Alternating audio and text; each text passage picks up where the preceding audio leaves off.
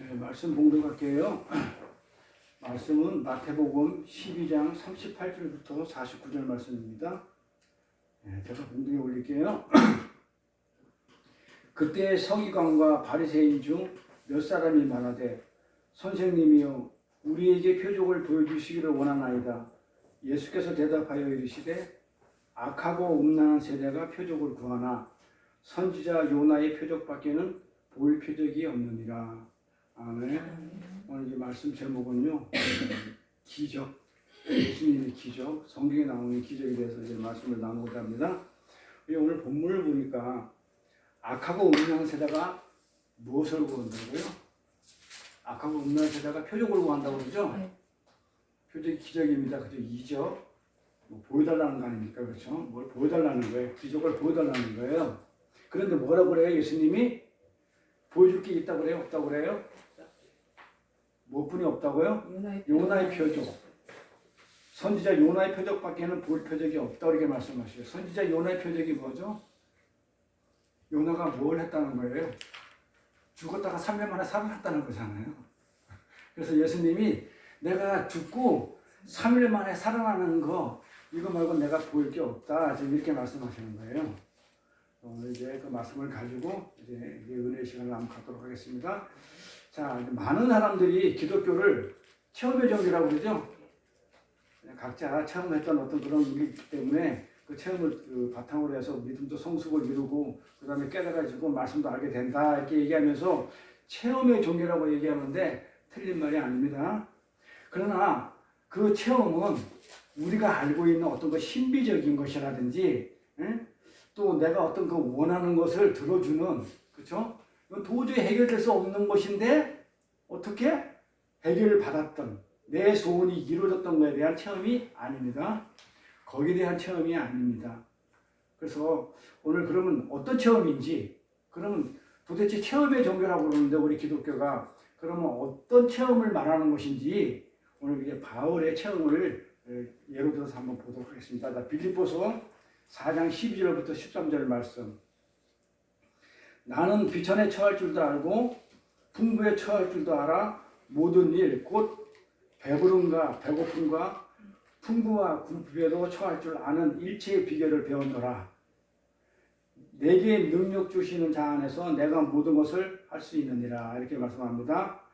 자, 이게 많은 사람들이 좋아하는 표구죠. 성구고 그래가지고 집에다 이렇게 걸어놓기도 하고 내가 모든 일체의 비결을 배웠대. 풍부한 것도 처해봤고 궁핍함에서 처해봤고 또 배도 고파봤고 배부르기도 해봤고 모든 내가 일체의 비밀을 능력 주시는 그 하나님 안에서 내가 이제 그 비결을 배웠기 때문에 나는 어떻게 하다 모든 일을 할 수 있다. 할 수 있다. 할 수 있다로 끝나요. 내가 할 수 있다로 끝나요. 그렇죠? 그러나 이 구절은요, 사도 바울이 어디서 쓴 글인지를 잘 아셔야 돼요. 어디서 썼어요, 사도 바울이? 감옥에 있는 게 뭐 그렇게 뭐 좋고 뭐 풍성해요? 아니잖아요. 그래서 로마 감옥에서 쓴 옥중 서신임을 잊으면 안 되고요. 사도는 옥중 생활을 하는 동안에 그 고난, 배고픔, 그 다음에 비천, 멸시받는 거 이런 것을 어떻게 이겨냈다고요? 하나님이 주신 능력으로 이걸 다 이겨냈다는 얘기지 그게 체험한 거예요. 내가 하나님 주신 능력이 있기 때문에 그 배고픈 거, 비천한 거 그냥 뭡니까? 그냥 고난 받는 이런 것들을 어떻게 하나님의 능력으로 이겨냈다는 그 체험이었지 성경 그 체험을 얘기해요. 체험의 종교라. 그런데 우리는 신비한 것을 체험한 거. 그 다음에 내가 원하는 것이 이루어지면 그거를 체험했다고 그래요.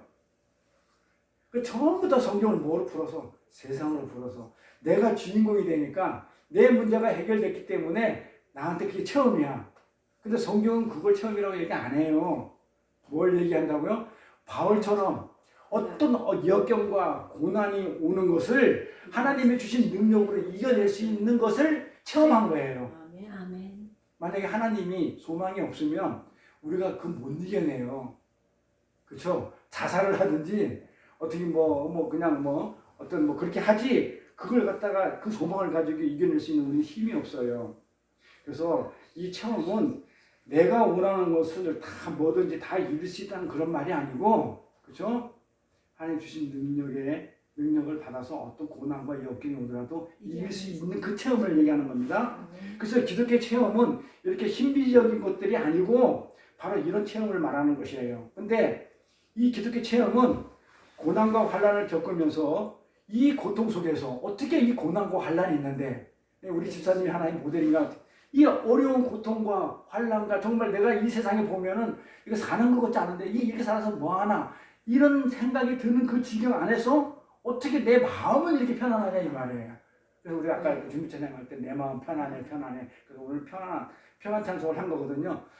정말 내가 지금 내 꼬라지를 봐서 내 환경을 봐서는 이게 도저히 이게 내 마음이 불편해야 되는데 어떻게 내 마음이 이렇게 편안한지 왜 편안할까요?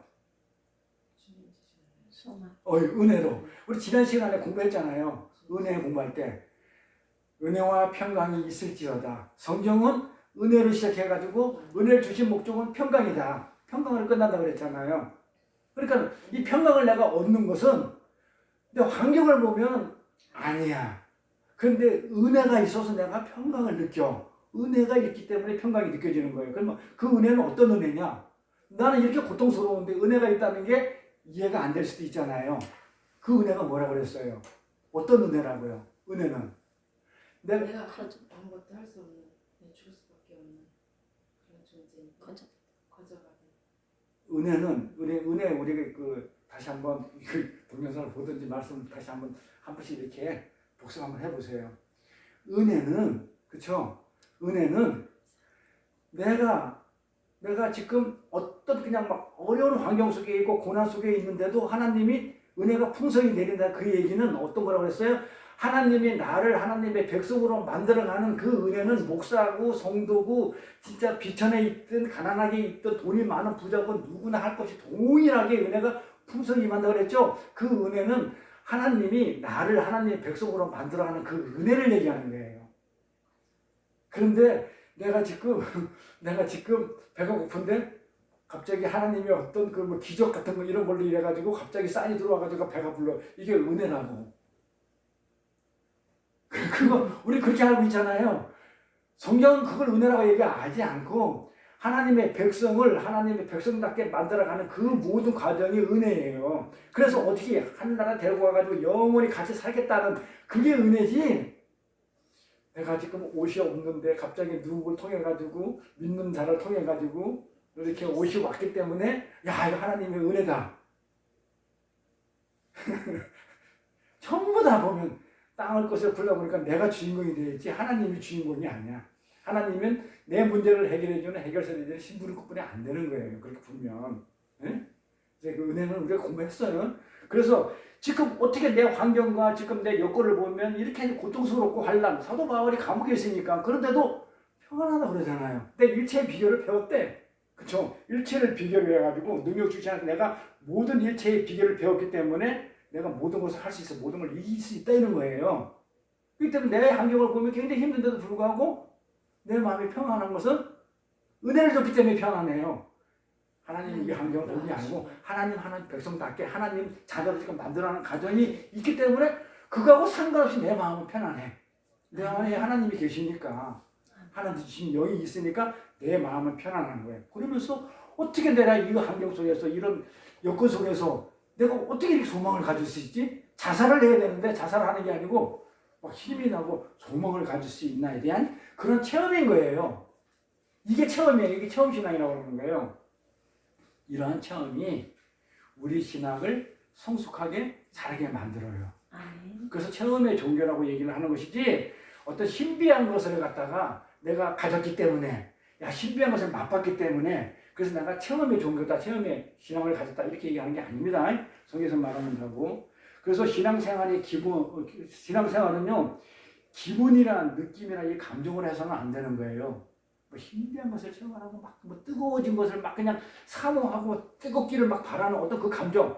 솔직히 우리 기도 같은 거 한번 해봤잖아요. 해보니까 어때요? 그때뿐이잖아요. 솔직히.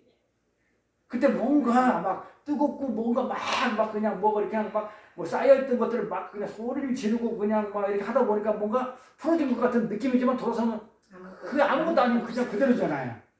그래서 우리 신앙생활은요 그런 기분이나 느낌이나 감정으로 해서는 안 돼요. 어떻게 해야 돼요?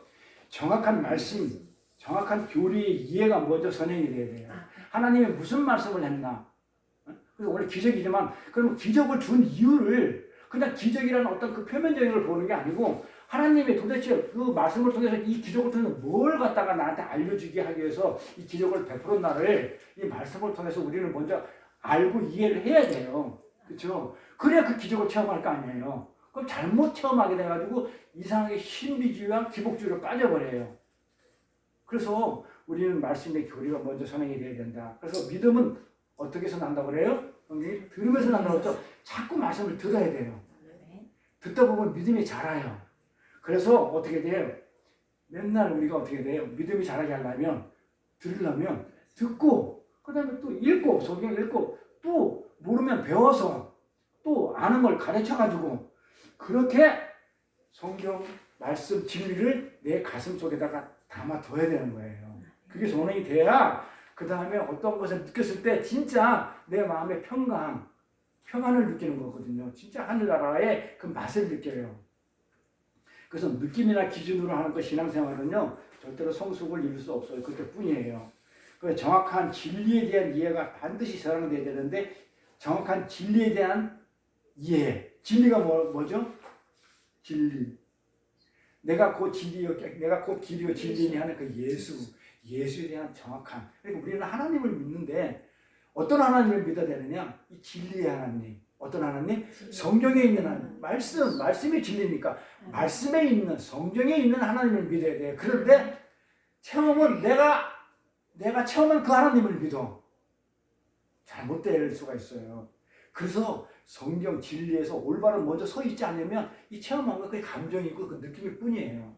그러니까 하나님은 이 진리를 먼저 우리가 깨달으려고 그러면요. 그 진리 하나님을 먼저 알려고 그러면 성경에 있는 하나님을 믿어야 돼요. 아멘. 내가 만난 하나님, 내가 느낀 하나님, 내 감정으로 이렇게 알고 있는 하나님을 전하거나 뭐 이렇게 그거를 강요하거나 해서는 절대 안 돼요. 반드시 내가 체험하고 느꼈으면 그게 옳은지 아닌지는 반드시 성경을 통해서 검증을 해야 돼요. 아니면 그건 가짜예요.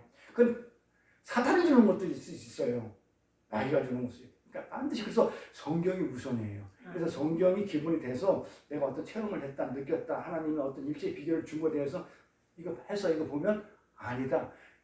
내가 진짜 도저히 해결할 수 없는 문제를 그걸 하나님이 해줄 수도 있고 사탄이 공격하고 권세줄 때 해줄 수 있는 거예요. 꼬시려고, 유혹하려고. 반드시 해봐야 돼요. 그래서 성경이 먼저 우선이 돼야 돼요. 근데 성경의 체험을 바울은 뭐라고 얘기했냐면 일체의 비결을 고난과 환난과 역경 속에서 있는데 그걸 이길 수 있는 그 능력을 주신 그 하나님, 그렇죠? 그 이길 수 있는 그 하나님을 만난 그 체험을 얘기하는 거예요. 다른 체험을 하나님을 봤다, 들었다, 뭐 어쨌다 그거 말고 성경이 말하는 하나님은 어떤 우리 체험은 이길 수 있는 그 하나님을 만나게 해준 것. 그래서 우리는 소망 가운데 있게 해준 그 하나님을 체험한 것. 그럼에도 불구하고 기독교 신앙을 신비적인 체험, 성경에서 말하는 체험이 아닌 바울이 말하는 체험이 아닌 그냥 각자가 느끼는 그 신비적인 느낌과 감정으로 다가오는 그런 신비적인 체험이나 기복적으로 안 그러면 주술적으로 이해하고 정리하는 사람이 의외로 교회 안에 많아요. 그리고 하나님을 봤대, 만났대, 그리고 살아. 근데 성경에 비춰보면 아닌 게 더 많아요. 그들이 하나같이 주장하는 것은요, 예수님도 기적을 일으켰고 사도들도 기적을 일으켰으니까 오늘도 하나님이 똑같이 기적을 통해서 일하신다는 거예요. 맞아, 틀려요? 맞죠. 동일하신 하나님이니까 어제도 계시고 오늘도 계신 동일하신 하나님이니까 그들의 말이 틀린 건 아니에요. 어제도 기적을 일으켰으니까 오늘도 기적을 일으키고 그리고 하나님은 우리가 행복해지기를 원하기 때문에 믿음만 있으면 헌신만 하면 하나님은 병도 물리쳐주고 그 다음에 내 문제도 해결해주고 물질도 풍성하게 채워주신다는 거예요. 기복주의 신앙자들은 신비주의를 그 신비한 것을 체험한 자들은 그렇게 주장을 해요. 근데 일부는 맞고 일부는 틀려요. 그래서 사람들을 쓰러뜨리고 병도 낫게 해주고 심지어 죽은 자도 살릴 수 있다고 그렇게 주장을 해요. 여기 기복신앙이에요. 내가 중심이 돼가지고 하나님이 내 신분권이 되게끔 하는 거. 그래서 하나님한테 내가 헌금을 드리고 헌신하고 그러면 하나님이 그걸 보고 그걸 보고 내가 많이 하면 많이 주고 조금 하면 조금뿐이 안 주고 5달란트 2달란트 1달란트 남들은 5달란트 받았는데 나는 1달란트 안 줍니까? 이래가면서 그 말 아니죠? 5달란트 큰일 나는 거죠? 5달란트 모세 오경 그 율법 지키면 죽어요. 지키지도 못하고 5달란트 받았으면 반드시 5달란트 남겨야 되죠. 하나님 사랑 이웃사랑 2달란트 받았으면 어떻게 돼요? 2달란트 반드시 남겨야 되죠. 못하죠? 하나님 사랑 이웃사랑 못하죠? 그 하나 죽죠? 어차피 그 두 율법을 끄잡아 올리면 하나님 사랑 이웃사랑 그 두 율법을 끄잡아 올리면 그만 그냥 율법 13가지 그냥 율법이 고구마처럼 쭉 따라오기 때문에 그게 그거단 말이에요. 그러니까 우리는 한 달란트를 받았는데도 불구하고 그걸 갖다가 어떻게 해요? 못해. 1달란트를 갖다가 받은 것도 잘 몰라가지고 땅속에다 묻어버려요. 성령을 받았는데 그 성령인 하나님 그 성령을 우리 1달란트를 받았는데 그게 전하면 남들이 나를 갖다 욕하고 핍박하니까 무서워서 땅속에 묻어버린 거예요. 그게 1달란트 얘기잖아요. 네. 그래서 분명 하나님은 어제나 오늘이나 동일하신 분이에요. 그 전지전능하신 하나님의 능력이 하나님이 오늘도 죽은 자를 살릴 수가 있죠. 그렇죠? 그렇게 기도하잖아요. 우리 동생 암으로 걸려 있으니까 저도 가끔가다 그렇게 하나님은 초월적인 그렇죠. 실제 기운을 가지고 있으니까 자연을 초월하고 정말 이 인간들은 할 수 없어도 하나님은 할 수 있는 거 아니에요. 그렇죠? 그런 능력을 초월적인 능력을 가지고 있으니까 죽은 자도 살릴 수 있는데 심지어 아픈 자 같은 거 못 고치시겠냐고. 저도 그렇게 기도를 해요. 왜냐 어제도 살아계시고 오늘도 살아계시고 똑같은 일을 하시는 하나님이시니까. 그래서 그 죽은 자를 살 수 있을 우리 부인하면 안 돼요. 그리고 하나님께서 우리가 행복해지기를 원하는 것도 사실이에요. 그러나 반전이죠. 우리가 생각하는 하나님께서 우리가 주시고자 하는 우리가 생각하는 그 복, 그렇죠? 우리가 생각하는 행복, 잘 살게 해주는 거, 그다음에 내 병을 낫게 해주고 내가 살려주는 그런 거 우리가 생각하는 그런 게 아니라는 거죠. 이 땅의 것이 아니고 하나님이 어제나 오늘이나 동일하게 우리한테 주고자 하는 것은요. 이 땅의 것이 아닌 하늘나라 것으로 주고 싶어하고 또 하늘나라 것을 좀 주고 있어요. 그게 하늘나라로 주는 게 하늘나라의 복과 하늘나라의 생명이에요. 복. 그러면 이 땅의 복은 잘 먹고 잘 사는 거죠. 우리가 생각하는 거는. 부족함이 없이 풍성하게. 근데 하늘나라 복은 뭐예요? 제자리에 있는 거. 응? 제자리에 있는 거. 제자리에 있는 거. 자기 위치 치는 것도 복이라고 그랬어요. 근데 복은 그러니까 성경에다가 저도 가끔 가다가 참 번역을 한다든지 안 그러면 하나님이 좀 글자 하나 더 넣어주면 좀 편할 건데 왜 안 넣어줬을까? 그냥 성경에다가 그냥 복이라고 하지 말고 거기다가 영생의 복이라고 적어놨으면 하늘나라 복은 영생의 복이구나 이 사람들이 알겠는데 그냥 복을 해놓으니까 사람들이 전부 다 땅의 것으로 풀다 보니까 이 땅에서 잘 먹고 잘 살려는 게 그게 복인 줄 아는 거예요. 또 구약도 그렇게 했어. 오래 살고 자식이 많고 땅이 많고 가축이 많은 게 그게 복이라고.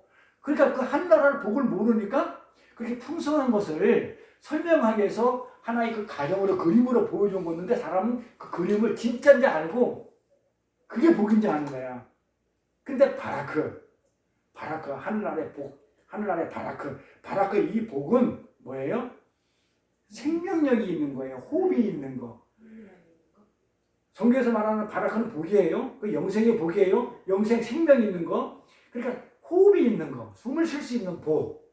영원히 살 수 있는 복. 영생의 복이에요.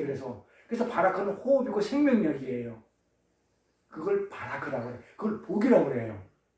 그래서 물고기가 공중에 있으면 죽어요. 물속에 있어야지. 그게 복이에요. 자기 자리에 있는 거. 그러니까 공중에 나는 새가 물속에 있으면 죽어요. 영생을 못해요. 그게 복이 없는 거예요. 그래서 하나님께서 창조할 때 물고기와 그쵸? 그 물고기에 그 나는 새를 놓고 공중에 나는 새한테 복을 주시고 물고기한테 복을 주셨다는 얘기는 그쵸? 물속에서 살 수 있도록 공중에서 살 수 있도록 자기 자리에서 이게 바로 그 복이에요.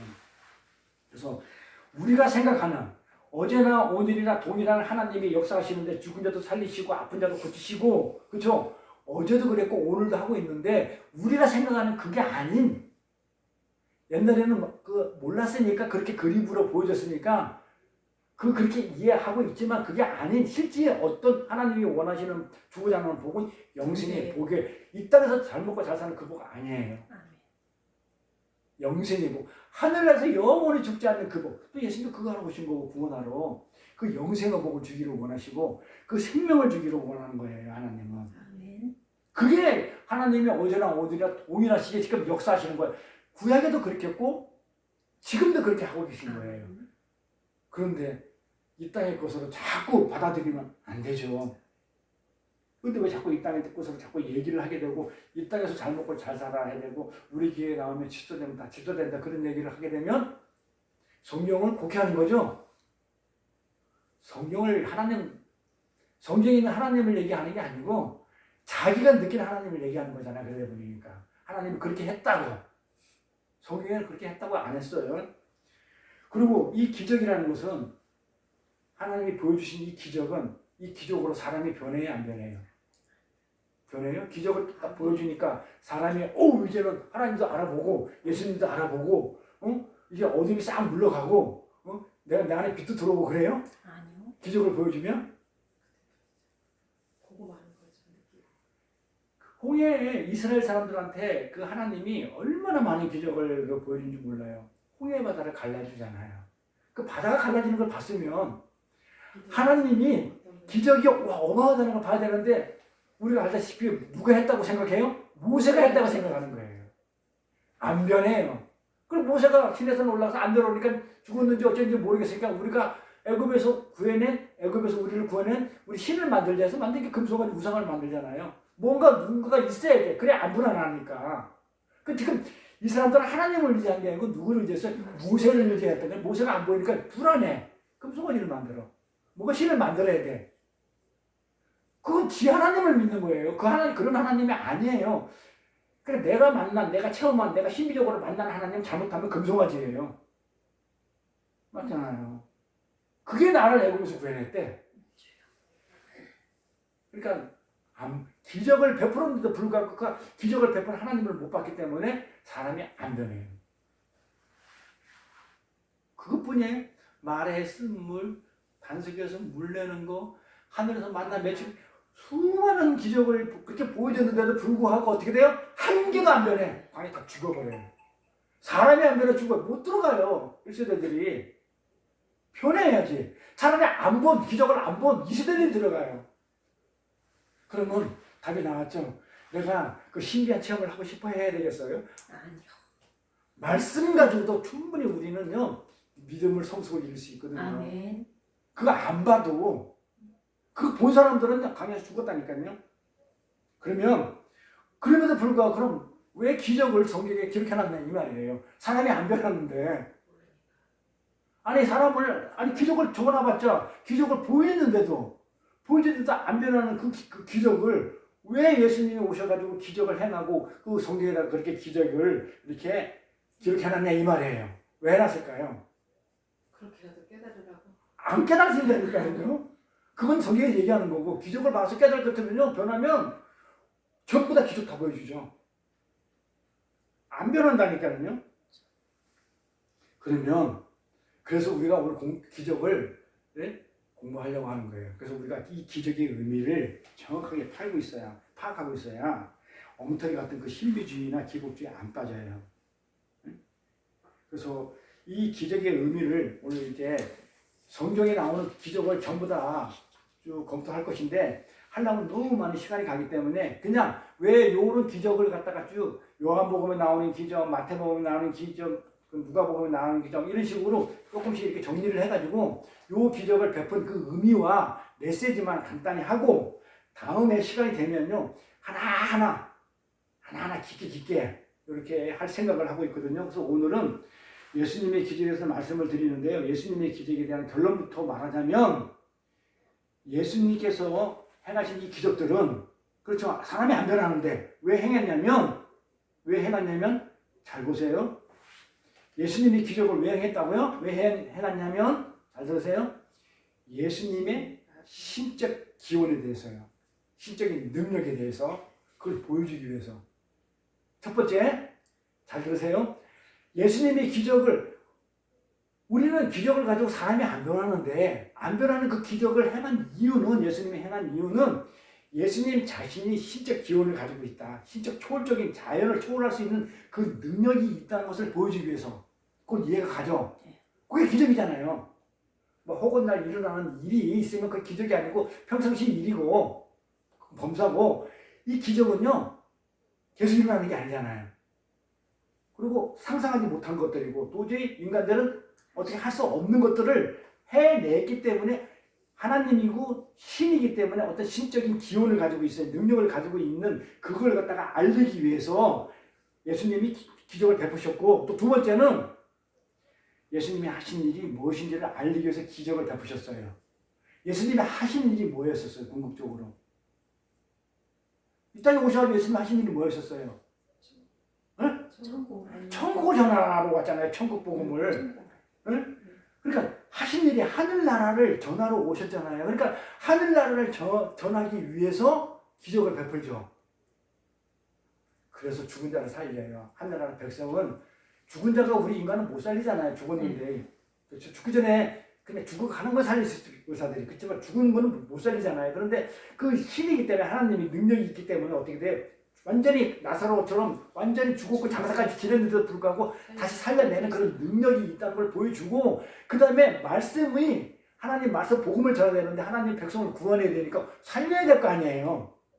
그래서 예수님이 하신 일을 드러내기 위해서 기적을 베푸는 거예요. 예수님 하신 일, 오병이의 기적 같은 것도 하늘나라에 떡인 예수 나로 인해서 하늘나라가 풍성하다.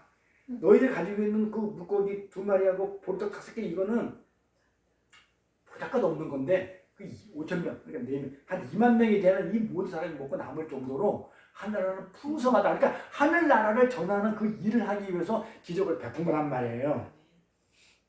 그리고 38년 된 병자 이렇게 고치는 것도 하늘나라에는 없다. 그러니까 그 병자가 없다는 걸 알려주기 위해서 전부 다 그런 식으로 예수님이 하신 일, 그 다음에 내가 누구라는 걸 설명하기 위해서. 세 번째, 첫 번째는 하나님이신 신적 능력을 나타내기 위해서. 두 번째는 예수님이 하신 일이 무엇인 걸 드러내기 위해서. 또 세 번째는 내가 누구라는 걸 설명하려고. 예수님이 내가 하나님이라는 거 뭐예요? 예수님은 누구예요? 하나님인데 왜 하나님이 이 땅에 오셨어요? 구원하기 위해서. 메시아다. 내가 메시아고 너희를 구원해줄 구원자다. 응? 그리고 내가 은혜를 베풀어서 너희를 구원할 자라는 것을 자신을 설명하기 위해서 기적을 베푸는 거예요. 응? 사람을 변화시키려고 기적 베푼 게 아니에요. 사람은 기적을 가지고 변화가 돼야 안 돼요. 안 된다고 그랬어요? 안 되는데도 불구하고 성경에 예수님이 기적을 행하신 일은 하나님이 신적인 기원, 능력, 그 다음에 내가 예수님이 하신 일, 그 다음에 예수님이 누군지를 설명하기 위해서 이 기적을 베푸신 거예요. 가볼까요? 요한복음의 5장 36절. 나를 설명하기 위해서, 예수님을 설명하기 위해서. 내게는 요한의 증거보다 더 큰 증거가 있으니 아버지께서 내게 주사, 나한테 능력이 있다는 아버지께 준 그 능력이 기적이죠. 기적의 능력, 신적인 능력. 아버지께서 내게 주사 이루게 하시는 역사, 기적, 역사. 아버지께서 내가 줘가지고 한 그 기적의 역사, 신적인 능력, 신적 기원, 그렇죠? 이런 초월적인 어떤 능력을 주사 이루게 하시는 그 역사가 곧 내가 하는 그 역사가, 그래서 예수님이 기적을 베푸신 그 일이 뭐라고 그래요? 나를 위하여 증언하는 것이야. 예수님 자신을 위해서 증언하는 것이라고 해요. 그래서 기적은 예수님을 설명하기 위해서 기적을 하나님이 예수님이 베풀어요. 네. 그래서 오늘은 이제 요한복음에 나오는 이제 기적을 갖다가 오랫동안 할 건데요. 계속 한 달 이상을 해야 될 것 같은데 이 기적에 대해서만 오랫동안 해야 될 것 같아요. 한두 가지가 아니잖아요, 기적이. 그래서 기적에 대해서 간추려서 하더라도 몇 주간 해야 되는데 몇 달 정도까지 갈 것 같아요. 한 2달 정도 해야 될 것 같은데 오늘은 그냥 그냥 어떻게 요한복음에 나오는 기적을 그냥 간단하게 이제 맛보기식으로 간단히 훑어보고 이제 어느 정도 훑어본 다음에 이제 깊이 있게 들어가려고 그렇게 합니다. 그래서 오늘 요한복음에 나오는 기적들을 보도록 하겠는데요. 요한복음에는 기적이 몇 가지가 나와요? 알고 계세요? 요한복음에는 기적이 뭐 많이 나오는 거 같죠? 요한복음에는 많이 나오는 거 같죠? 7개 나와요. 완전하게. 7개를 하는 게 완전수예요. 완전하게 나오는데 완전히 이 7개 가지고도 완전하게 기적 내용을 전부 다 풀이를 해주는 거예요. 자, 그래서 요한복음에는 기적들이 7개만 등장합니다. 요한은 예수님이 행하셨던 일이 무지무지 많다고 그래요. 기적들이 성경에. 그렇죠? 그러잖아요. 우리 찬송가도 그 예수님이 하신 일을 갖다가 우리가 바다를 먹물 삼아 하늘을 두루마리 쏘고 다 못 쓴다고 그러잖아요. 그 정도로 수많은 일들이 있는데 그 일 중에서 간철해가지고 이 7가지만 기적을 적어놨어요. 그러면 7가지 적어놓은 분명한 이유가 있겠죠. 네? 이유가 있을 거 아니에요. 그 수많은 기적들을 행하셨는데 그 중에서 7가지만 적어놓은 간철해서 적어놓은 그 분명한 그 이유가 있고 목적이 있을 거예요. 그럼 어떤 목적을 가지고 기록했는지 보자고요.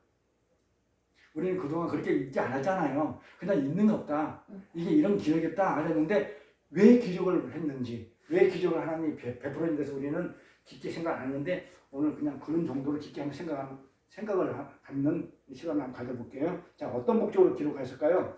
요한복음 20장 30절부터 31절까지요. 예수께서 제자들 앞에 이 책에 기록되지 아니한 다른 표적도 많이 행하셨으나, 그렇죠? 요한이 그러잖아요. 예수님께서 제자들 앞에서 이 책에 기록되지 아니한 성경에 기록되지 않은 수많은 표적도 많이 행하였으나, 자, 그래놓고, 그렇죠? 오직 이것을 기록하는 이유는 기록하면 너희로 뭐라고요? 예수께서 뭐이기 때문에 뭘 알려고? 하나님의 아들 그리스도임을 믿게 하기 위해서 7가지 기적을 적어놨다고. 그러니까 요게 믿게 되면 7가지 기적하면 충분하다는 얘기예요. 수많은 기적을 처음부터 기록하지 않아도 그래서 7가지 기적은 전부 다 요 목적으로 적어놨어요. 하나님의 아들이라는 거. 예수님이 하나님의 아들이심을 믿게 하기 위해서. 그래서 그걸 믿고 그 다음에 두 번째 뭐라고요? 믿었을 때? 아니잖아요. 믿었기 때문에 어떻게 돼요?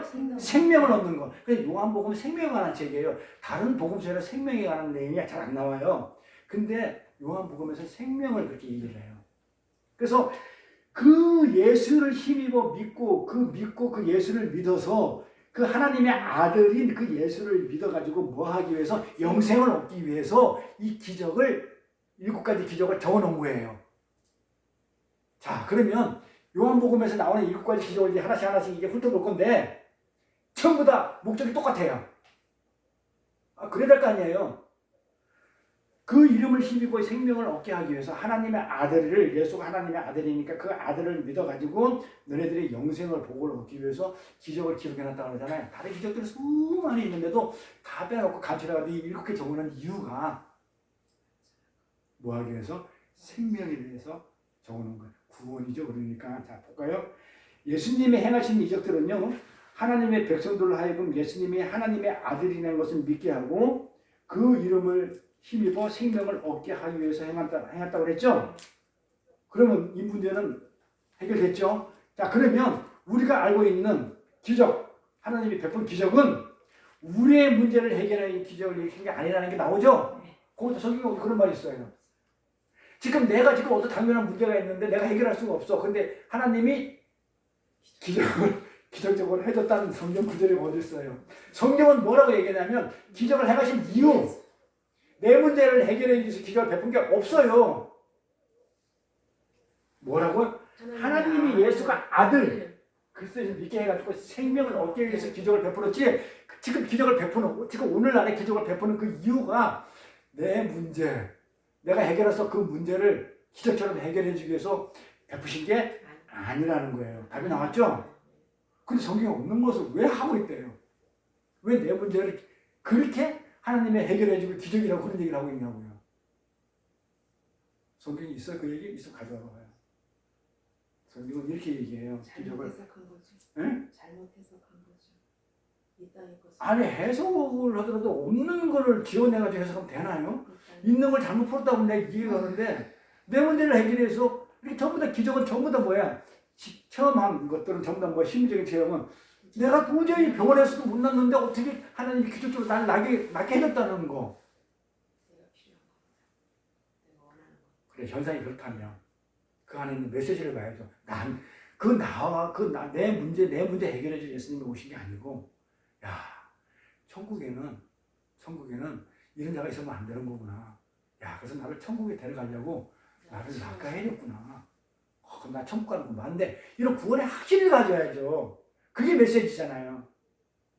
근데 낫는 게 목적이야. 그럼 사도 바울은 하나님한테 그냥 가져 있으니까 낫게끔 해달라고 그렇게 했는데 낫게 해줘요? 차라리 그 가지 있는 게 너한테 유익이라고 그래요.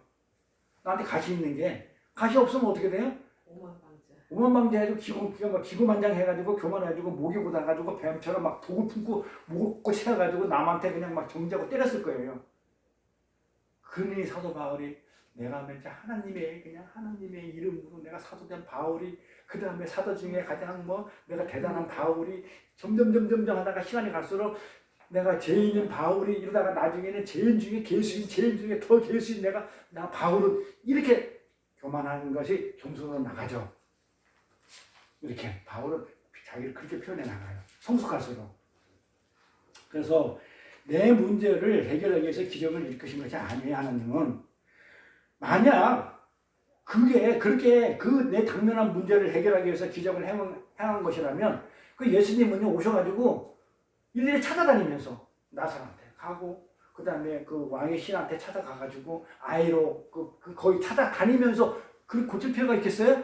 신적인 능력이 있는데 그 문제를 해결하시러 해결하러 왔다 그러면 일일이 찾아다니면서 병을 고쳐주시나요? 단번에 말씀으로 고치죠. 말씀으로 천지를 창조했는데 그보다 더한 천지를 창조했는데 말씀으로 가지 말고 아픈 사람들을 다 나아라 하면 끝날 거 아니에요. 그게 목적이었다면 내 아픈 문제를 병을 고쳐주러 이 땅에 온 게 목적이었다면 말씀으로 창조를 하듯이 이 세상에서 아픈 사람은 다 나아라면 다 나을 거 아니에요. 근데 뭘 이렇게 찾아가요? 그걸 보면 그게 목적이 아닌지 알겠죠? 그게 목적이 아니에요. 가서 기적을 행하면 그 사람이 내 아픈 다리를 보고 낫게 해주면 아 하나님의 아들이네? 하나님이시네? 오 그러면서 뭐예요? 나를 구원하고 생명을 주려고 이걸 고쳐주셨네?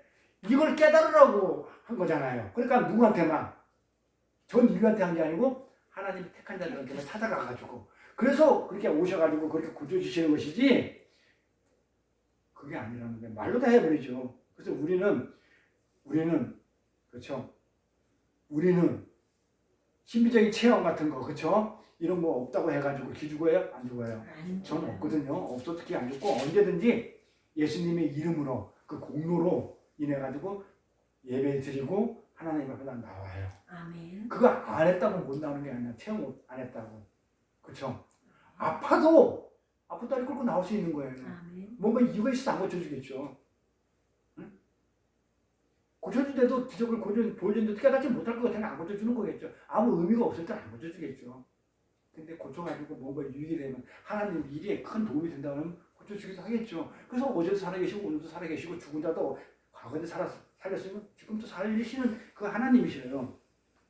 자 그러면 자 본격적으로 요한복음에서 가장 처음에 나오는 기적은 어떤 거예요? 혼인잔치. 그렇죠. 요한복음을 이제 진짜 욕심가서 요한복음도 하고 싶어요. 진짜 요한 굉장히 깊어가지고 요한복음 가장 처음 자 1장까지는 예수님은 빛으로 오셨다 세례 받고 뭐 이런 것들이 있고 그다음에 제자 불러 모으고 이런 내용들이 쭉 나오다가 2장 본격적으로 딱 들어가면서 2장 처음에 2장 딱 시작하면서 가나 혼인잔치부터 나오죠. 가나 혼인잔치가 뭐였었어요? 뭐한 사건이었었어요? 기적이? 물이 포도주로 변해. 물이 화학적인 변화가 일어나. 물이 포도주로 변해. 색깔이 변해.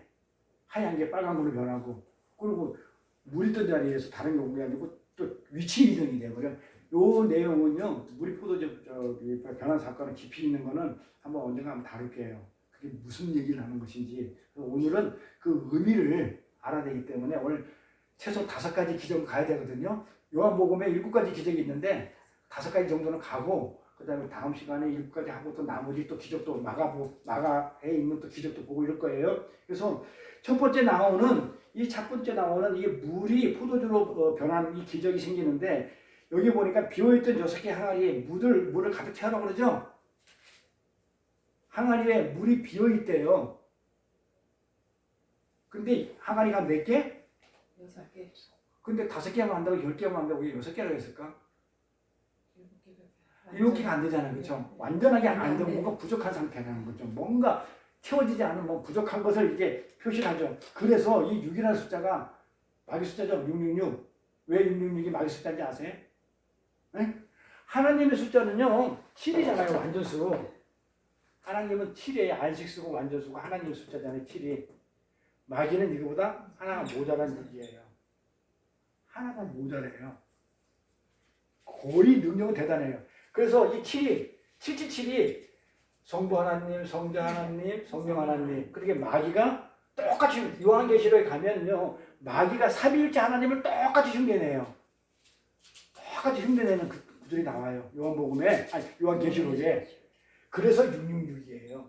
하나님을 비슷하게 하나님처럼 근데 조금 모자라는 루시퍼가 하나님 다음에 천사장이었다니까요. 두 번째가 하나님 2인자였어요. 그래서 요 666이에요. 그래서 요걸 마귀 숫자라고 해요. 하나님 숫자라면 삼일체 하나님 숫자면 요거는 삼일체 흉내를 내는 마귀예요. 마귀. 그래서 6개 항아리가 비어있대. 물이 있어야 되는데 자 물은 생명을 얘기하는 거거든요. 그렇죠? 그 다음에 깨끗하게 정결케 하는 거잖아요. 그러니까는 물이 없다는 것은 깨끗하다는 거야? 안 깨끗하다는 거야? 안 깨끗하고 불결하고 그 다음에 그렇게 불결하고 모자라니까 6이니까 모자라니까 물도 없고 그러니까 생명이 있다는 거야? 없다는 거? 없는 그런 상태에서 사람들은 말씀이 없고 생명이 없는 그곳에서 잔치를 벌여 신랑하고 신부하고 가짜 신랑하고 가짜 신부야. 그렇잖아요. 마귀잖아요. 6이니까. 그런데 그게 지네끼리 그게 행복한 것 같아. 오래 못 살고 이혼하겠죠? 네. 그렇죠? 비어있다는 거. 생명이 없어. 말씀이 없는. 그런 신랑과 신부끼리 모여가지고 세상 사람끼리 모여서 그렇게 하고 있다는 거. 그런데 하나님이 어떻게 그 물을 그렇죠? 포도주를 만드시죠? 이건 첫 번째 물로 포도주를 만든 사건은 첫 번째 뭐냐면요. 그 위선적인 행위, 외식. 그렇죠? 씻지도 않고 깨끗한 척 하는 거. 물이 없으니까 씻지 못하잖아. 정결하지 못한 것들. 이런 유대인과 바리새인의 모습을 보여주는 동시에 이 혼인잔치가 진짜 이 세상적인 건 아니고 진짜 진짜 잔치가 되기 위해서는 누가 필요해요? 예수의 신랑이 필요하다는 거예요. 모자라는 물이 없는 인간 세계에서 혼인잔치는 아니고 진짜 잔치가 되려고 그러면 예수가 신랑이 필요하다는 거예요. 그러면 이 신랑이 되기 위해서는 어떻게 돼? 신부를 위해서 죽어야 되죠? 그 십자가, 그래서 피해요. 그래서 신랑이 진짜 내가 신랑이 될게 그 얘기를 지금 하고 있어요. 근데 사람들이 알아먹어요? 못 알아먹어요? 지금 적두 남녀가 만나서 그냥 비나가리 있는 데다가 갖다 놓고 그렇게 잔치를 부르는데 포도주도 떨어지고 물도 없어. 이 상태가 있어. 그러니까 그게 진짜 잔치는 아니야. 자기들끼리 진짜 결혼식이지만 하나님이 볼 때는 신랑은 난데 어차피 모자라고 부족하고 물도 없고 생명이 없는 저끼리 만나가지고 조금 살다가 죽을 것인데 진짜 살 신랑은 난데 하면서 어떻게 돼요? 갖다 항아리에다가 물 대신에 피 갖다 부어라. 누구의 포도주 갖다 부으잖아요. 예수. 나 십자가 죽어야 내가 너 신랑이 돼. 그게 어떤 거예요? 창세기에. 죽는 거.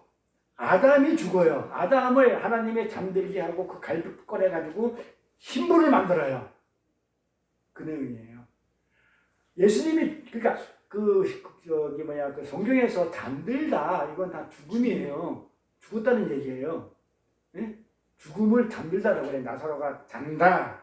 우리 볼 때 다 죽은 자잖아요. 그 성경은 잔다라고 그래요. 그래 무덤에서 자는 자. 아니 무덤에서 잠자는 자가 어디서 그걸 다 죽었다는 자지. 자, 그래서 하나님은 이 예수의 피를 채워서 진짜 신랑과 결혼을 시키려고 지금 구원의 메시지잖아요. 생명을 주는 메시지잖아요. 십자가의 피를 다 말아 놓는단 말이에요. 지금 항아리에다가. 그러니까 그 내용은 창세기에 어떤 거가 짝이냐면 하나님이 아담을 예수의 상대이니까 아담을 아들이잖아요. 그러니까 아담을 어떻게 돼요? 잠들겠다. 죽여가지고 거기서 뭘 꺼내냈다? 갈비뼈를 꺼내가지고 뭘 만들어내요? 신부를 만들어내죠. 신부가 탄생하기 위해서는 누가 죽어야 돼요? 좀 그 얘기예요. 포도주로 바뀐 사건은 십자가 사건이에요. 십자가의 피 얘기예요. 그러니까 예수가 죽어야 내가 진짜 신랑이 되고 너가 진짜 신부가 된다. 지금 그 얘기를 지금 하고 있는 게 가나 혼인잔치 얘기예요. 물론 이제 조금 더 이렇게 이건 메시지만 전하는 거예요. 그래서 혼인잔치가 진짜 잔치가 되기 위해서는 어떻게 하라고 그랬어요?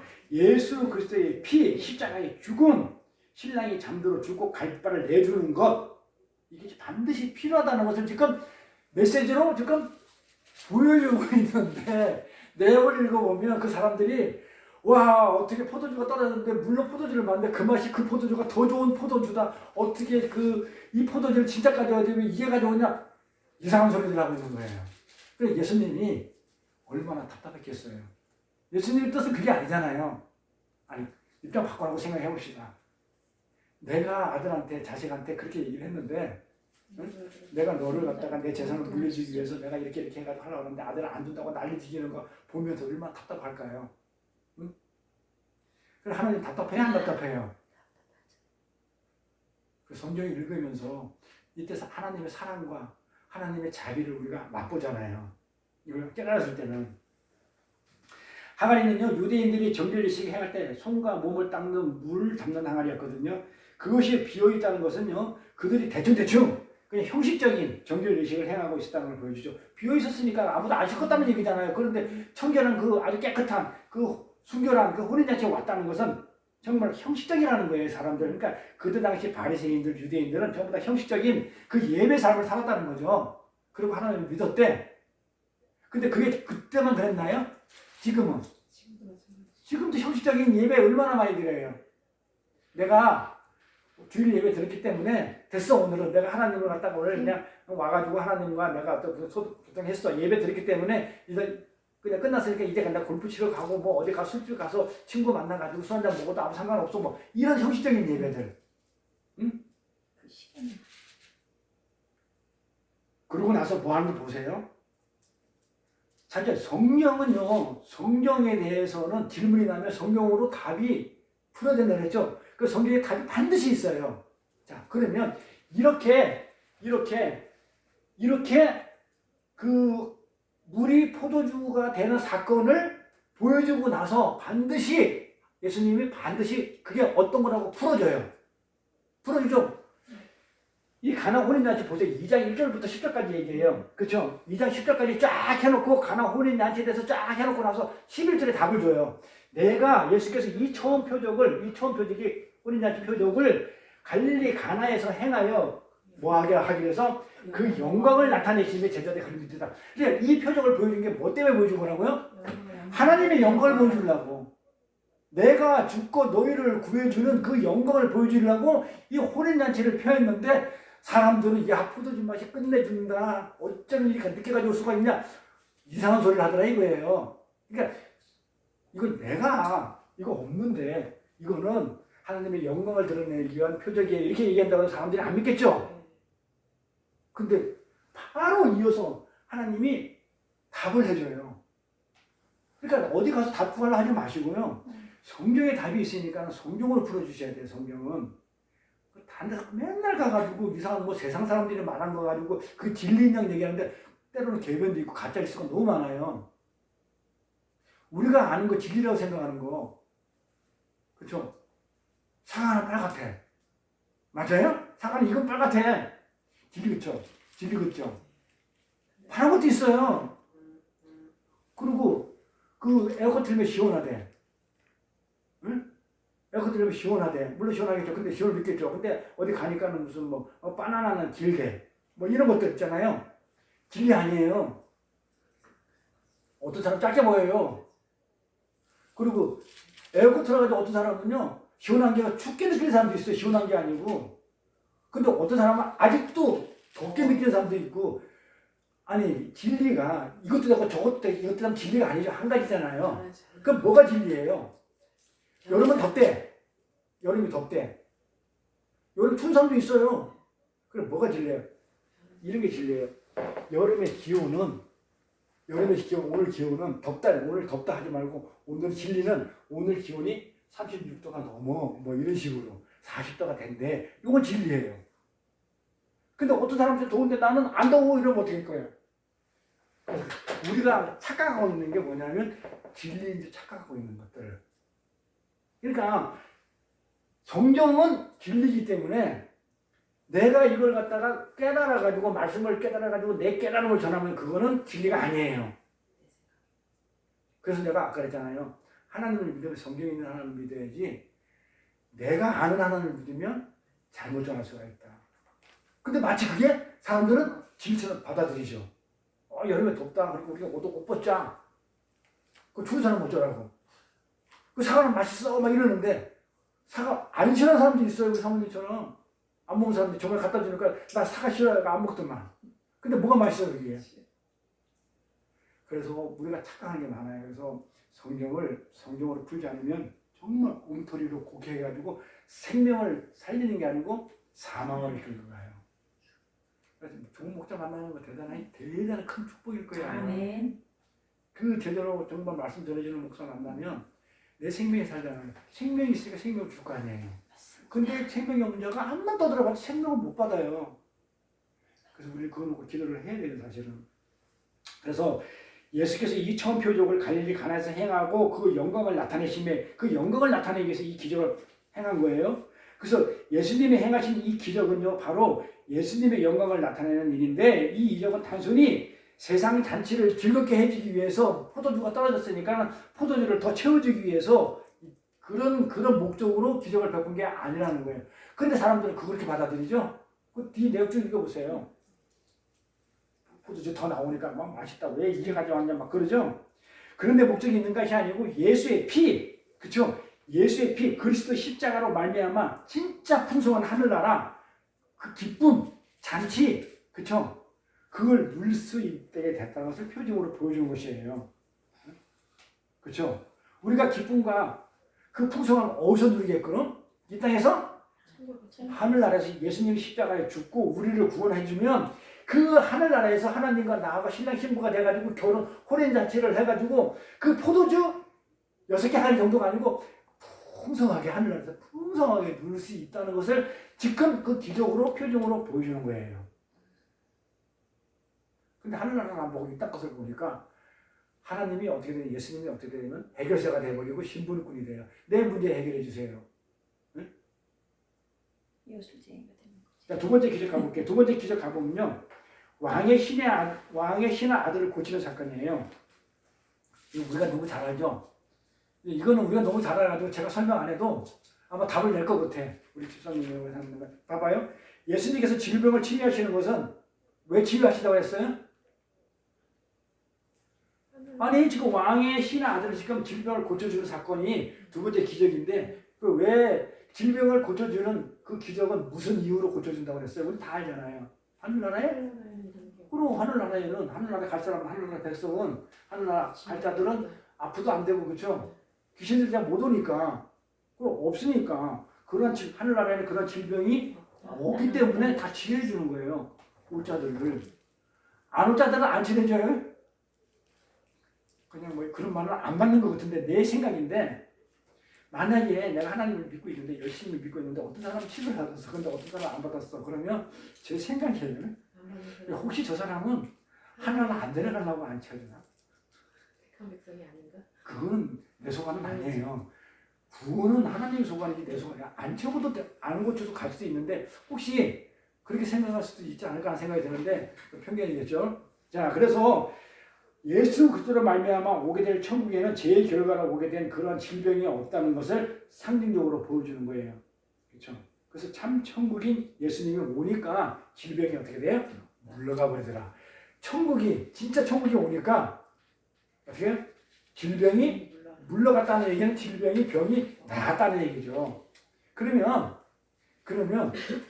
뭐잘 알겠죠. 그러면 인간들은 왜 병에 걸렸죠? 왜 걸렸을까요?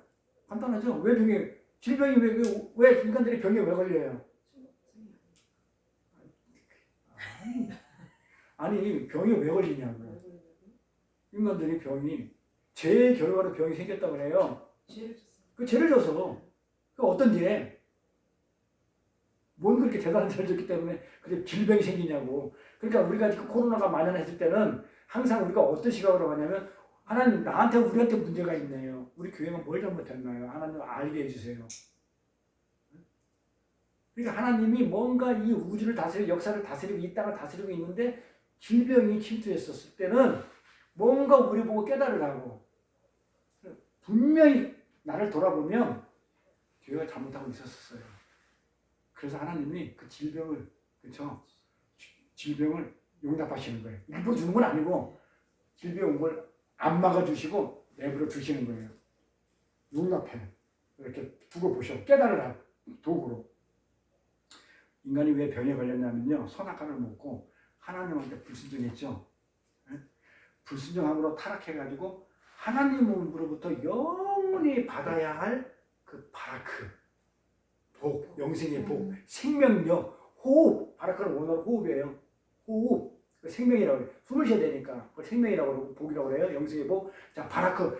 하나님한테 그러니까 영원히 죽지 않고 받아야 할 복이 바라크, 이 생명력, 이 호흡이 어떻게 돼요? 끊어졌단 말이에요. 차단됐기 때문에 죽음이 오는 거잖아요. 정령 죽으리라. 응? 때문에 병이 생겨가지고 죽음을 보게 되는 거예요. 그래서 질병이 왔어요. 응? 자, 그러면 하나님께서 주시는 생명력이 가득 차 있지 않는 증거가 뭐냐? 증거가 바로 이 질병으로 어떻게 돼요? 점점 죽어가는 증거로 이 질병이 있다는 거예요. 하나님이 우리가 선악과를 먹고 영원히 하나님의 그 바라크, 영생의 복, 그 다음에 호흡을 받아가지고, 그쵸? 호흡으로 우리가 영원히 살아야 되는데, 그쵸? 선악과를 먹고 그래가지고 하나님으로부터 그 생명력이 차단됐어요. 차단됐다는 증거로 질병이 와서 우리가 죽음을 맞는 거예요. 그 증거로 질병이 오는 증거는 그거예요. 너희들 죽을 자야. 정령 죽으리라고 그랬잖아요. 그러니까 질병이 오는 것은 너희는 죽을 자라는 증거예요. 그러니까 예를 들어 이런 거잖아요. 뿌리가 나무에 뿌리가 뽑혀버리면 지금 당장 살아있는 것 같아. 우리 여기다가 그 복숭아 나무인지 무슨 나 심어놓는데 심어놓으면 자기의 생명력 가지고 있는 생명력까지는 이파리를 피우고 꽃도 피우고 있다가 나중에 뿌리를 뽑혀버리니까 나중에 어떻게 돼요? 죽어버리죠. 그게 증거예요. 그러니까 뿌리가 뽑힌 나무. 생명력이 뿌리에 생명력이 들어가야 되는데 생명력이 차단됐으니까 시들시들 앓다가 생명력이 없으니까 어떻게 돼요?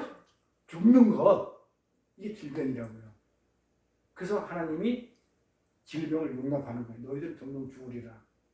내 호흡이 끊어졌다는 얘기예요. 내 생명이 너한테 더 이상 못 가. 하나님이 생명력이 없으니까 우리 죽쭉 피워버리니까 예수님으로 말미암아 우리에게 주어질 그 천국에는요. 하나님과 완전히 관계가 회복되지죠. 내 영혼 편안하듯이 은혜로 화복되어가지고 어떻게 돼요? 그 영원한 하나님의 생명을 내가 받아야 안 받아요. 생명력을 회복됐으니까 받아요. 그게 영생이죠. 안 좋죠. 영원히 살죠. 하늘나라에서. 그래서 하나님의 그 영생의 복, 바라크가 우리에게 주어질 거기 때문에 질병이 있으면 안 되잖아요. 그래서 예수님이 하나님이 오시니까 질병이 물러가더라. 고쳐지는 거예요. 이해가 가요? 그러니까 질병이 고쳐지는 이유는 우리는 이제는 이 질병 때문에 내가 하나님의 그 생명력을 못 받으니까 그렇죠? 어떻게 해요? 하나님하고 나랑 예수 그리스도를 말미암아 회복됐잖아요. 회복됐으니까 이제 뭐예요? 생명력을 계속 보여줄 거 아니에요. 그러니까 내가 영원히 살 수 있는 거. 살아야 되는데 질병이 있으면 안 되기 때문에 질병이 있으면 되겠어 안 되겠어요? 생명력에 져서 이 질병이 물러나서 내가 영원히 살고 난 안 아파.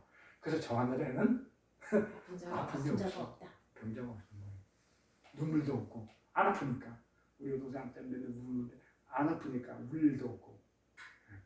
그래서 질병이 물러난 거예요. 자, 그러면 세 번째로는 38년 된 병자를 고치는 사건이 나오죠.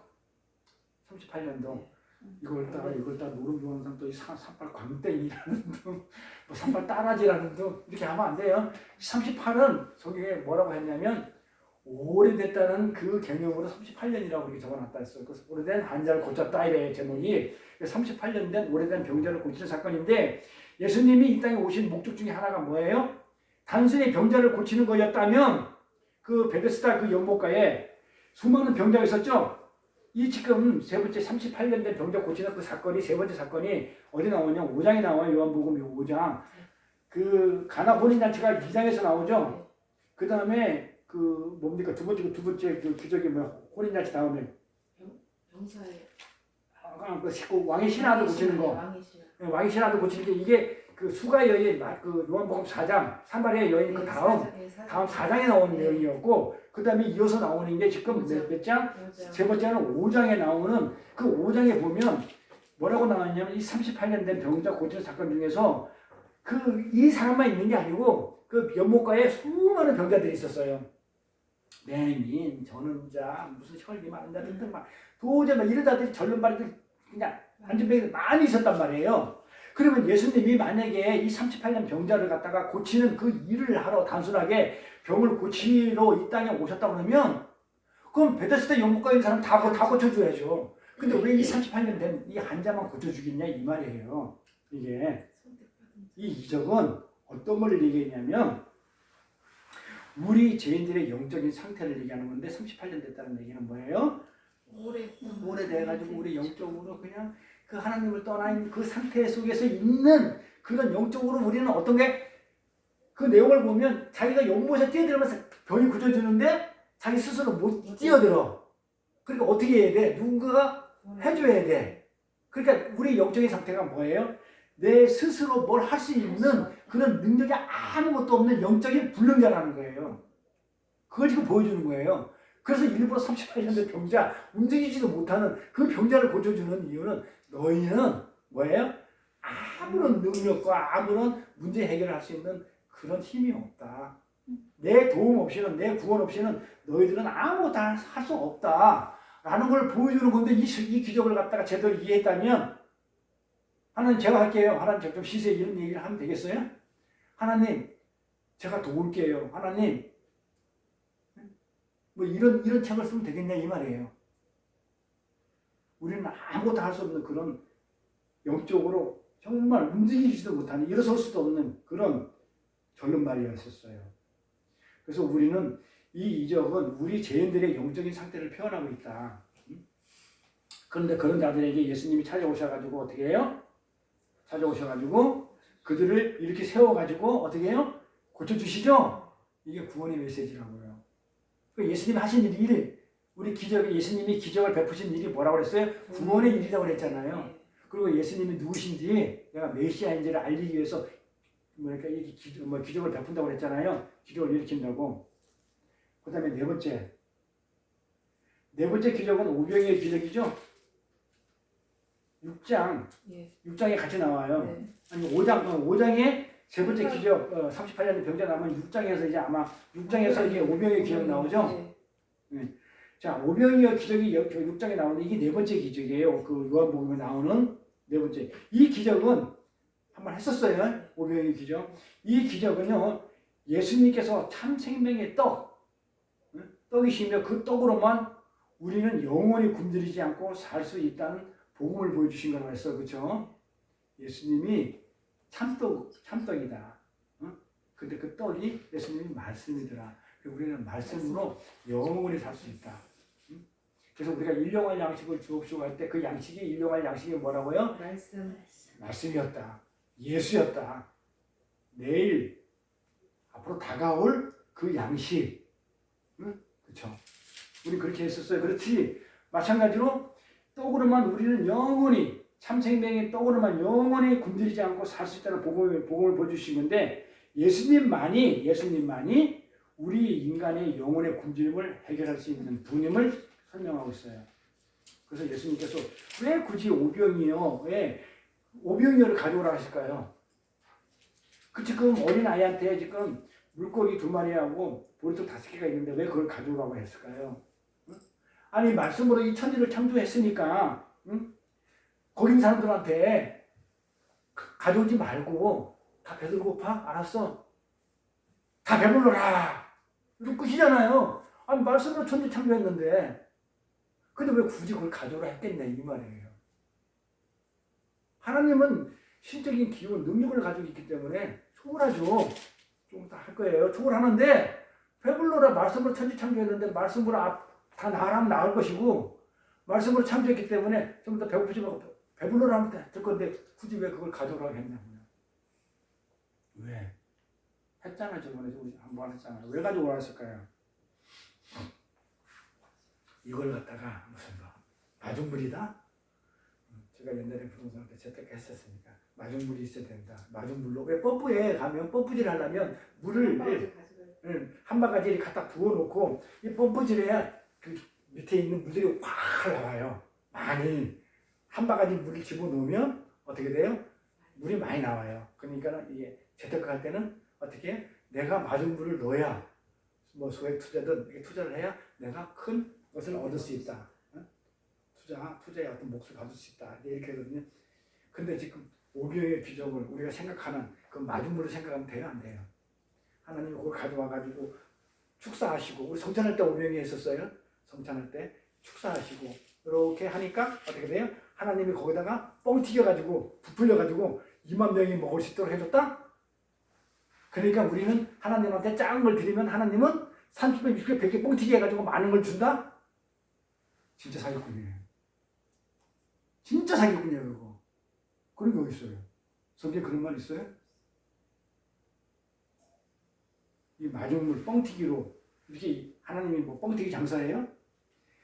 거기에 있는 사람들이 여자와 아이들을 합쳐서 좋게 몇 명은 되냐면 5천 명을 먹였기 때문에 장정만 어린아이 여자 합히면 한 2만 명은 되었을 거예요. 그 사람들을 먹이기 위해서 적어도 이 노동자의 1년치 월급이 200대나리 모자란다고 이제 빌립이 그렇게 계산하고 있거든요. 내용에. 여기서 나오는 오병이어는요. 그럼 오병이어는 뭐냐면 똑같아요. 아까 하나님이 기적을 보여준 이유와 목적은 분명히 똑같다고 했죠. 요한복음에서 딱 뭐라고 그랬어요? 세 가지. 딱 하나님은 지금 우리 힘으로는 도저히 안 된다는 거. 내가 해줘야 된다는 거. 전부 다 지금 그런 지금 그거잖아요. 기적이. 너희들 힘으로는 안 돼. 좀 더 그런 거잖아요. 자, 그렇게 치면 오병이어는요 도저히 불가능한 것을 상징하는 거예요. 이걸 가지고 물고기 2마리에 보리떡 5개 가지고 2만 명을 먹인다는 것은 가능해요? 불가능해요? 이 불가능하다는 것을 지금 얘기해 주는 거예요. 근데 만약에 배불러라 이래버리면 이게 불가능한지 가능한 건지 구분이 안 되죠? 그러니까 가져오라는 거예요. 이게 소품이에요, 이거는. 그래서 이거는 불가능함을 상징하는 소품으로 나온 것이지 이걸 마중물이라고 하면 안 돼. 여기다가 뻥튀기 해가지고 그렇게 먹였다 그러면 그 사기꾼이라니까요. 우리의 힘과 능력으로 도저히 이루어질 수 없는 그 하나님 나라. 풍성한 떡. 그러니까 하나님 나라를 지금 얘기하고 있잖아요. 거기가 어디서 푸른 그 잔디밭에 앉았다고 했잖아요. 오병이 기적이 이루는 곳이. 그렇죠? 산 위. 예루살렘 성, 산 위. 그 다음에 어딥니까? 잔디밭이라고 그랬어. 그렇죠? 아니, 오병이 우리 말씀 나눴잖아요. 왜 햇불 잔디밭에서 잔디에 앉으라고 그랬을까? 불밭에 앉으랬을까? 그 하늘나라의 그 상징하는 거잖아요. 그 푸른 초장에서 그 꼴을 푸성하게 먹이는 그것을 지금 보여주기 위해서 잔디에 앉으라고 그랬잖아요. 불밭에. 마찬가지로 우리의 힘과 능력으로 도저히 이룰 수 없는 그 하나님 나라, 푸른 초장, 풍성한 것. 오직 이거는 주님의 은혜로만 이루어지는 하나님 나라를 지금 보여주는 거잖아요. 풍성한 것. 예수의 떡으로 말미암아 너희들이 풍성하게 먹는 지금 하늘 나라를 지금 설명하고 있는데 그 뻥튀기 장사로 만들어 버리면 안 되죠, 그렇죠? 그다음 5번째 기적은 무리를 걸어오는 기적인데 이게 오병이의 기적하고 다른 기적은 뚝뚝 떨어져 있는데 얘는 어떻게 돼 있어요? 붙어 있죠, 연달아, 그렇죠? 무리를 예수님이 걸어오는 기적이 있잖아요. 바로 붙어 있어요. 그럼 왜 붙어 있을까요? 아니 기적이 오병이의 기적이 있는데 무리를 걸어오는 기적하고 같이 붙어 있어요. 이어서 나와요. 응? 왜요? 왜 이어서 나올까요? 지금 내가 오병이의 기적을 지금 뭐라고 얘기했어요? 뭐 하는 게 오병이어 기적이라고 했어요? 하늘나라를 충성한 네? 신적 능력을 네? 알려주기 위해서 하나님의 능력을 알려주기 위해서 오. 그러면 하나님의 능력을 알려준다는 얘기는 나한테 있다는 건 내가 할 수 있다는 건 없다는 거예요. 나는 할 수 없죠. 없다는 거잖아요. 그렇게 이어서 나옵니다. 자, 오병이어 기적은 도저히 불가능한 거. 오병이어 기적은 도저히 불가능한 것을 갖다가 하나님이 하셔가지고 풍성하다는 것을 갖다가 우리한테 보여준 내용이잖아요. 그렇듯이 무리를 걸어오는 것도 하나님이 우리는 못하고 하나님만이 무리를 걸어와가지고 무리를 걸어와가지고 어떻게 하는 거예요? 보여주시는 거예요. 너희들은 못해. 나는 할 수 있다는 거. 자, 그래서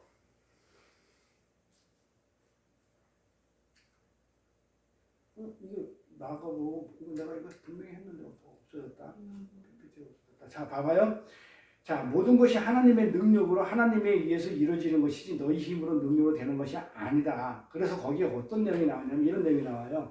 자, 마가복음 6장 45절 52절까지 가볼게요. 예수께서 즉시 제자들을 재촉하사 자기가 무리를 보내는 동안에 배 타고 앞서 건너편 벳세다로 가게 하시고 무리를 작별하신 후에 기도하러 산으로 가시니라.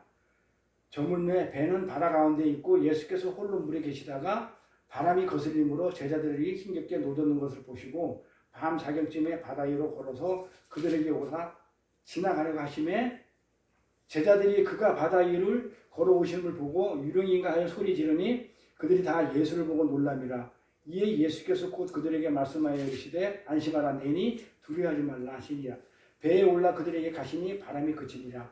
제자들이 마음에 힘이 놀라니 이는 그들이 그 떡을 떼시던 일을 깨닫지 못하고 도리어 그 마음이 둔하여졌습니다. 자, 그 떡을 떼시던 그 일이 뭐예요? 오병이어 기적이죠? 같이 연달아 이어져 있어요. 자, 그러면 자, 무리를 걸어오는 기적은 자, 52절에 뭐라고 그랬어요? 그 오병이어 기적을 행하던 그 일을 깨닫지 못하고 도리어 마음이 둔해졌다는 거예요.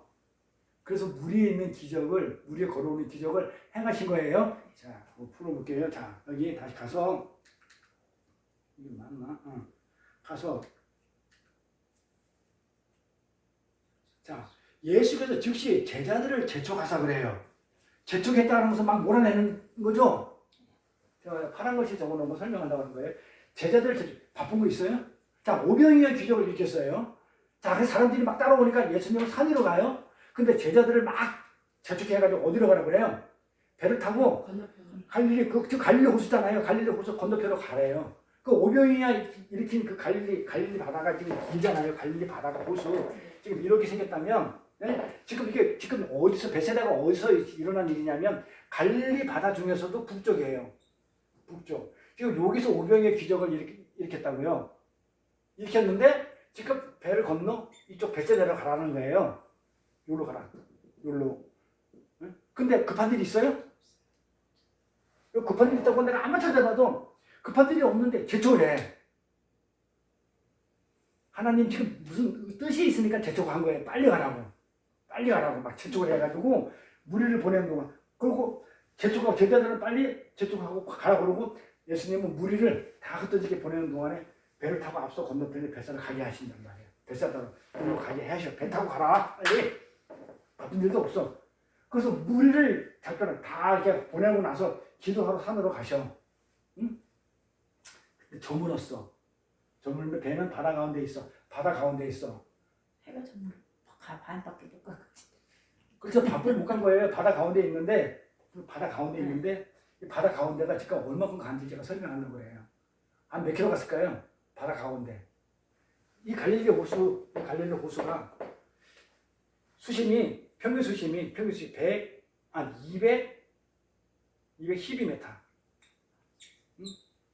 212m 정도 돼요. 그리고 이 전체 길이가 둘레 길이가 21km야. 1km야. 그리고 이 가장 넓은 폭이 13km야. 13km가 돼요. 가장 넓은 폭이. 근데 여기는 폭이 넓은 데가 좀 짧아. 여기는 8km예요. 8km. 여기서부터 시작해가지고 베스다까지 한 8km 돼요. 8km. 그러니까는 바다 중간에 가서 몇 킬로 간 거예요? 4kg 몇 리예요? 10리? 심리. 그래서 10리 간 거예요. 그 누가 얘기했죠? 나와요. 자, 그래서 바다 가운데 있고 바다 가운데 10리 정도 가서 바다 가운데 한 4km 간 거야.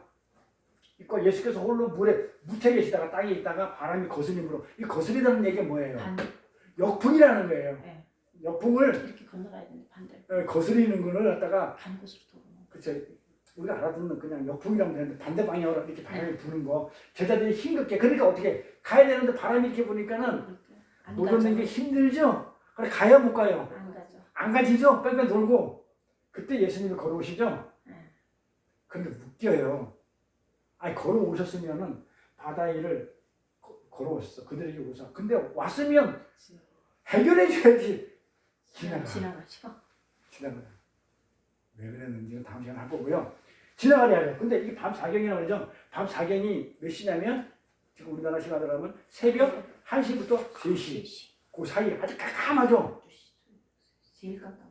제일 깜깜할 때, 그래 일부러 밤 사경이라고 표시했어요. 가장 깜깜하고 안 보이는데 하나님은 봤대요. 제자들이 노젓는 거를. 이 노젓는 것을. 이게 노젓고, 자, 지금 이게 어떤 거냐면, 봐봐요. 잘 보세요. 뭘 상징하고 있나? 오병이어 기적을 일으켜서 는 갈릴리 동쪽이죠. 근데 이쪽은 어디예요? 가나안이죠. 지금 예수님이 제자들한테 지금 무슨 얘기를 하는 거예요? 여기 동쪽에서 아직 가나안 전에 가나안 갈릴리 바다 건너야, 요단강 건너야 가나안이잖아요.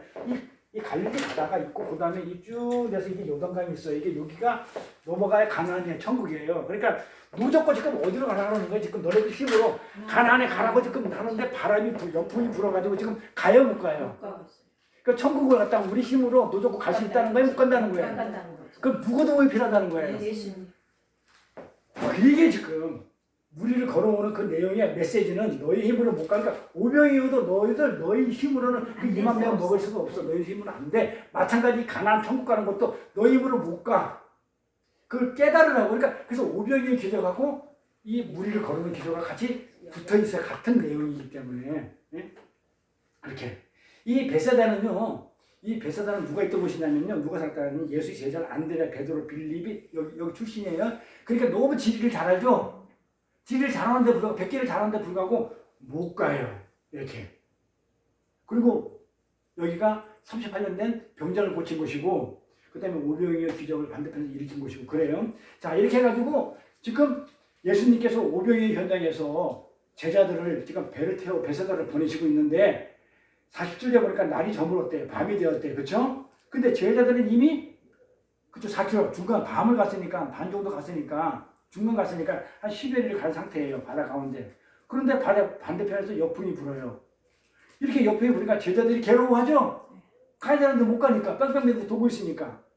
예수님이 그걸 보시고 자 보세요. 밤 사경에 그걸 봤대. 세상에. 그걸 보시고 그들에게 가죠.